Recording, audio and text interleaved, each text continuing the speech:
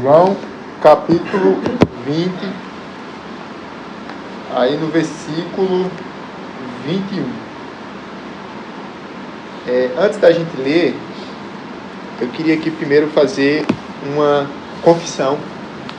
Meus irmãos ficaram de pé, então vamos ler. João, capítulo 20, versículo 21 diz assim: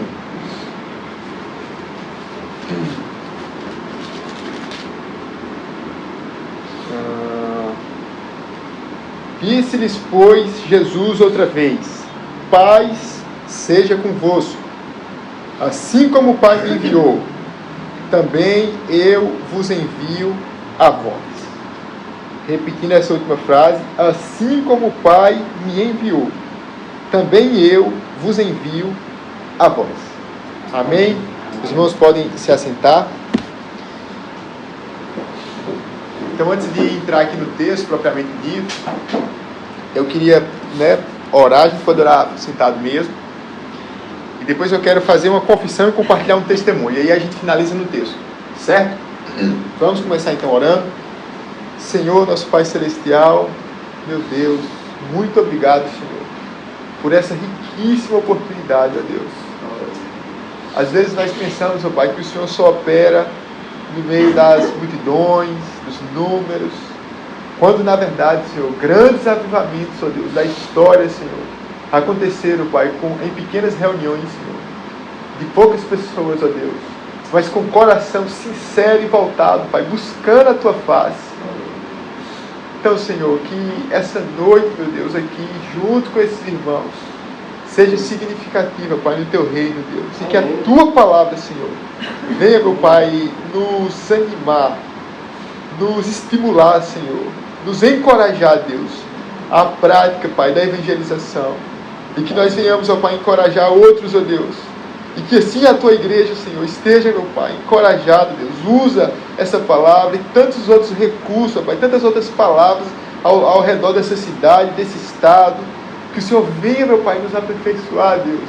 Amém. Nisso que é a nossa grande missão, Senhor. Em nome de Jesus Cristo, nos conduza nessa noite.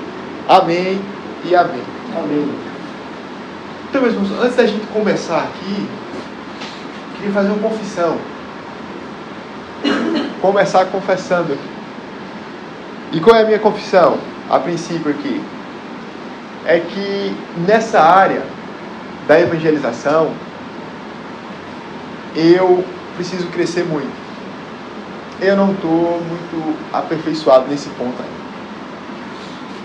É uma área que precisa de muito amadurecimento. Precisa ser desenvolvida demais. Eu estou muito aquém ainda. Sabe quando Jesus falou para os discípulos? Tardos de entendimento para compreender, tudo que foi falado. Então eu aplico isso para mim. Eu tenho sido tardo nessa área. Era para estar muito melhor. E o Senhor já deu a graça de eu poder participar de várias coisas, ter várias experiências de evangelismo, inclusive de grandes atividades. Só que ainda assim, tendo um discernimento do que o Senhor quer realmente de nós, eu preciso acordar e despertar em relação à evangelização. Essa é a minha confissão. Está aqui diante de vocês, tá? Rogério não trouxe nenhum especialista. Rogério trouxe um menino em termos de evangelização. Certo? Mas apesar dessa confissão, eu tenho também um testemunho para mim. Algo recente que o Senhor tem feito no meu coração, na minha vida, na minha mentalidade cristã. Ele tem, irmãos, me despertado para a importância da evangelização. Tem coisas que a gente sabe que é importante, mas que parece que de repente dá um estalo assim, que você fala, meu Deus, como assim? Eu nunca tinha percebido desse jeito. Eu nunca tinha notado que é nessa dimensão. Como eu estava dormindo, o que tem acontecido? E por esses meses, isso tem acontecido, esse estalo tem tocado. E eu tenho me deparado e despertado com a importância da evangelização. Pense aí num assunto muito negligenciado, muito mal conhecido e mal compreendido em nosso meio. A respeito da posição de centralidade que isso tem. A evangelização. Evangelização não é apenas uma entre as atividades da igreja. A evangelização é a atividade da igreja. A igreja tem várias coisas, vários programas, várias áreas de atuação, social, isso, cultural, esportiva, blá, blá, blá. Mas nada disso se compara à evangelização em termos de importância. Se não haver igreja na terra, essas outras atividades continuam, social e tal, ajuda. Mas se não houver igreja na terra, a evangelização para. Porque a igreja está posta aqui, em primeiro lugar, para isso. Para anunciar o Evangelho do Senhor Jesus Cristo.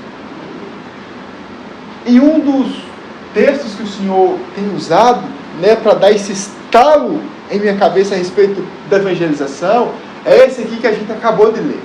João, capítulo 20, versículo 21, e aqui a gente já começa a entrar na análise desse texto. Observem, meus irmãos, que coisa interessante. João, nessa passagem aqui de João, o que está havendo? Qual que é o tema aqui? O Senhor Jesus está tratando com os discípulos a respeito da grande comissão. Esse é um tema presente em todos os evangelhos. Normalmente a gente associa de forma equivocada que a grande comissão está só em Mateus 28. Quando Jesus fala, né, discipulai, né, as pessoas de toda a terra. E não é apenas ali que está a grande comissão.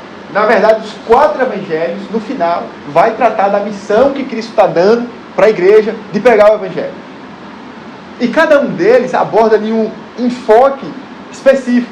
Cada um deles está querendo enfatizar uma área, né, específica ali da missão. Mateus, como eu falei aqui, o propósito dele é enfatizar a questão do ensino, do discipulado. Por isso ali que na perspectiva que ele escreve é ir e fazer discípulos. Já Marcos ele quer enfatizar a questão da pregação. Então ele fala, ide por todo mundo e pregai o evangelho a toda criatura. Lucas ele quer enfatizar que é a questão do testemunho.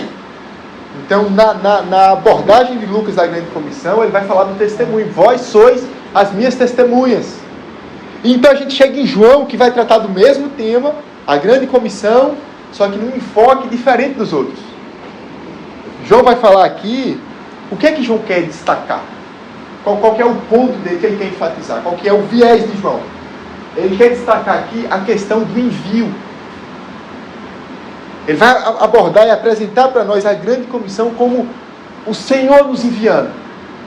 É Ele enviando a gente. Como ele diz aqui, assim como o Pai me enviou, eu vos envio.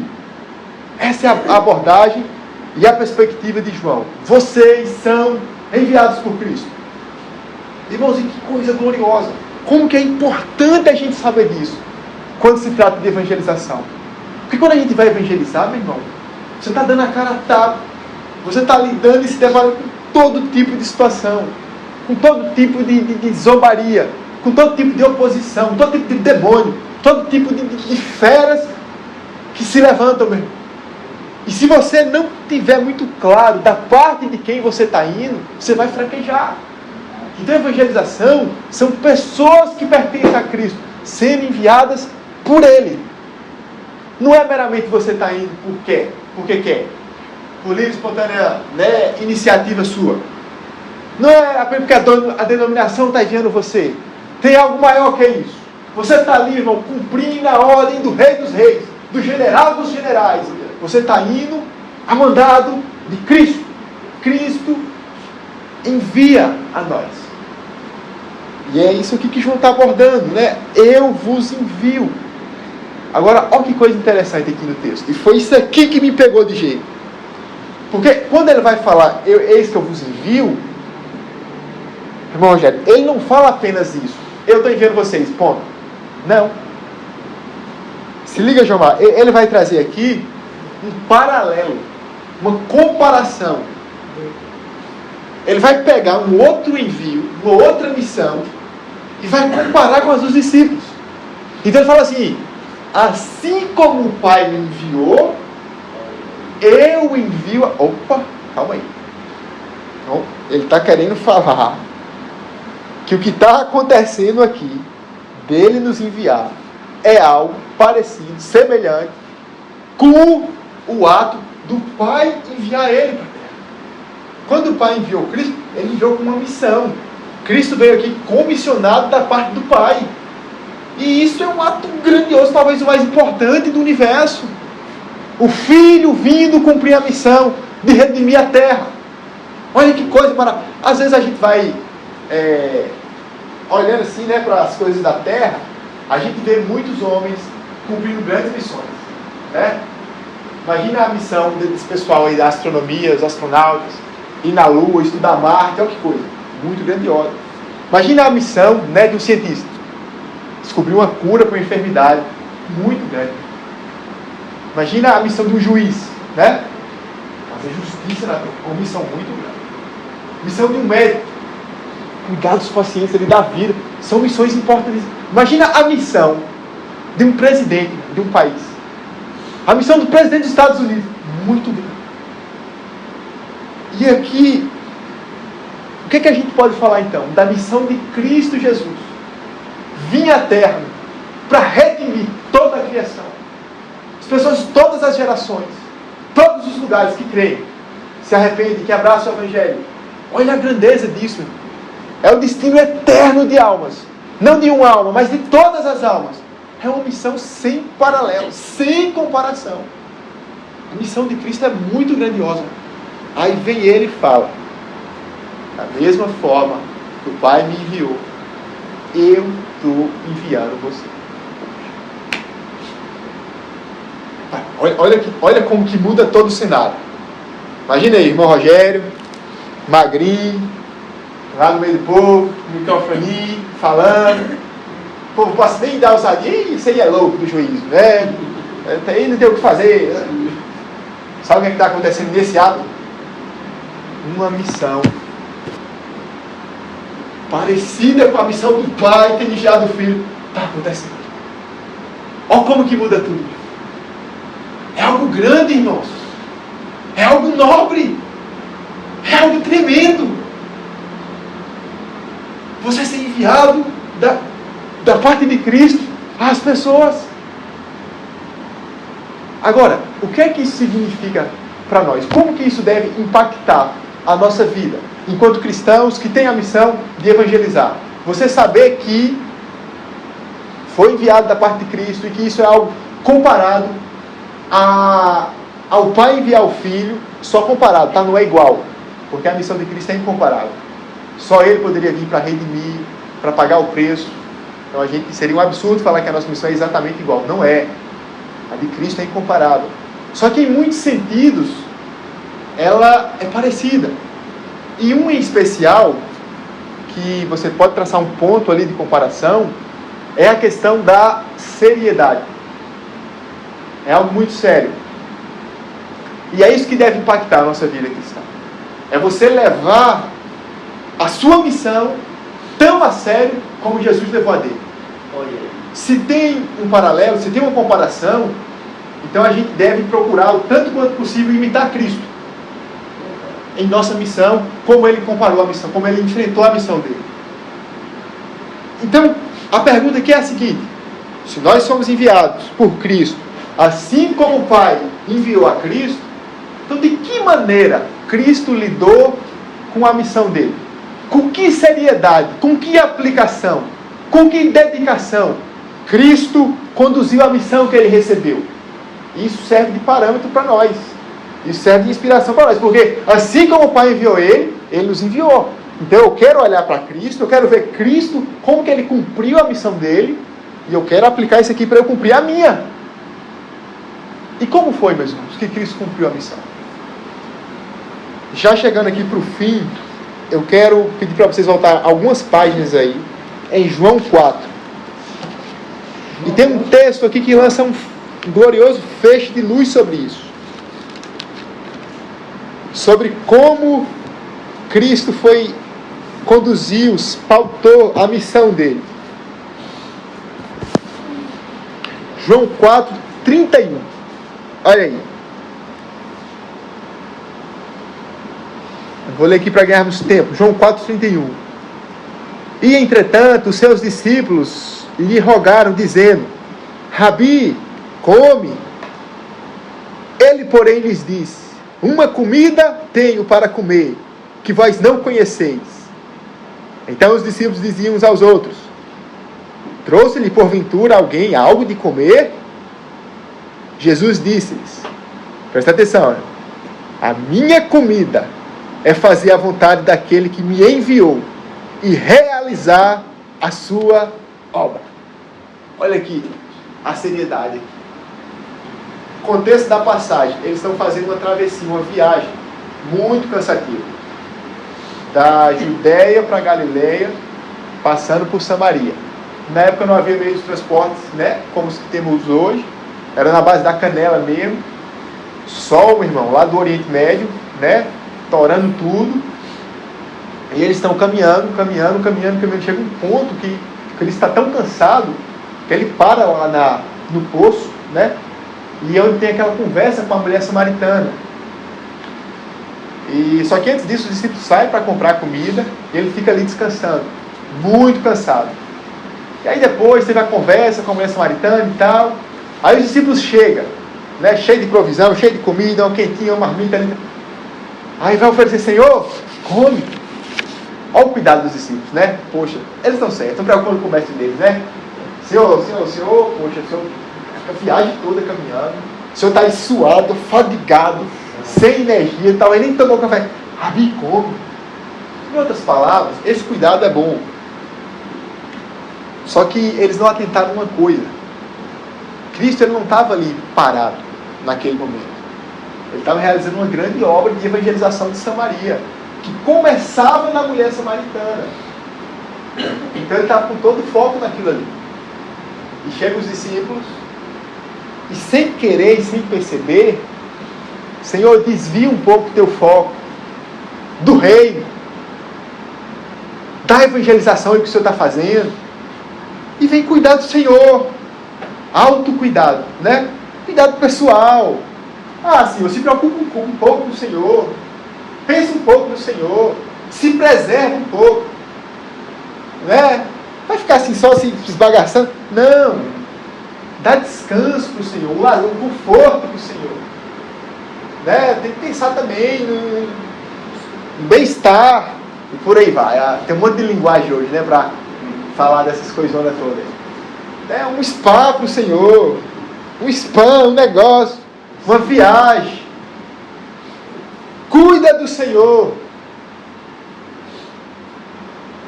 Aí qual é a resposta dele? Tá, eu tenho uma comida para comer mesmo, que vós não conheceis. Pensaram: rapaz, será que alguém trouxe aqui um churrasquinho, um negócio que enquanto a gente estava por fora não viu? Ele vai falar qual é a comida. A minha comida consiste, meu Deus, olha essa resposta aqui. A minha comida é fazer a vontade daquele que me enviou. Olha a questão do envio de novo. A palavra, o verbo enviou, é o mesmo que está lá em João 20. Assim como o Pai me enviou, eu vos envio. A minha comida é cumprir a minha missão. O que me sustenta, o que me mantém de pé, é realizar a minha missão. É isso que me dá sustento, prazer, alegria. Fazer a missão. Esse é o meu foco. Essa é a razão da minha vida, da minha existência. Cumprir a missão daquele que me enviou. E é com esse grau de seriedade, é com esse grau de comprometimento, é com esse grau aqui de zelo que Cristo desempenhou a missão dele. E aí vem João 20, 21 e diz: assim como o Pai me enviou, eu estou enviando vocês. E nas entrelinhas fica: portanto, cumpram essa missão, igual eu cumpri a minha. Se dediquem, se apliquem, não façam de qualquer jeito, não façam relaxadamente, não façam de qualquer jeito, não façam como se você estivesse fazendo alguma coisa igual. Por exemplo, quem aqui já precisou de algum serviço público do Estado? Todo mundo, né? O tempo todo. Aí quando a gente chega lá, você já deve ter percebido a má vontade, né? Você vai pedir uma certidão, um documento, chega, o servidor está com a cara do tamanho do mundo, Não é aqui não, vai para fulano. Você chega lá, fulano é aqui. Não é aqui não, é coisa e fica jogando você. Mas que ninguém quer fazer nada. Já está ganhando. Se fazer, se não fazer, não vai mudar em nada. E você vê que é aquele negócio amarrado, sabe? Que não funciona, que não anda, que é desleixado. Coisa pública, que não é de ninguém. Que é de todo mundo e que ninguém toma para si. Fica lá, jogadão. Parece que a gente vê, olha para a igreja hoje e tem essa impressão que está acontecendo isso, sabe? Parece que ninguém toma a causa para si. Fulano faz, vem pro fulano, hoje é o dia de ciclo. Não, meu dia é só se faço no meu dia. Eu estou escalado hoje não. Olha pro outro lá fazer. Não tem, meu irmão, alguém que falar. Não, venha, eu vou fazer. Arregaça a manga, meu irmão. Eu vou viver por essa causa. Eu vou viver para isso. Eu vou me dedicar. Eu quero gastar minha vida com isso. Eu quero gastar e me deixar gastar pelo Evangelho, pela missão da igreja. É isso que está faltando, gente. Esse comprometimento. A gente precisa interpretar, entender melhor a nossa missão. É algo grandioso. É algo que é digno, meu irmão, de gastar toda a nossa vida.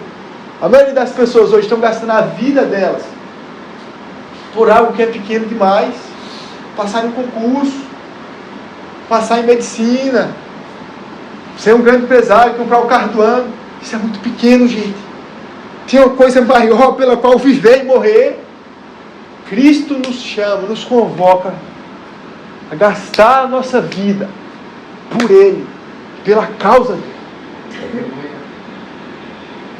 Assim como o Pai me enviou, eu envio a voz. Vivam para cumprir essa missão.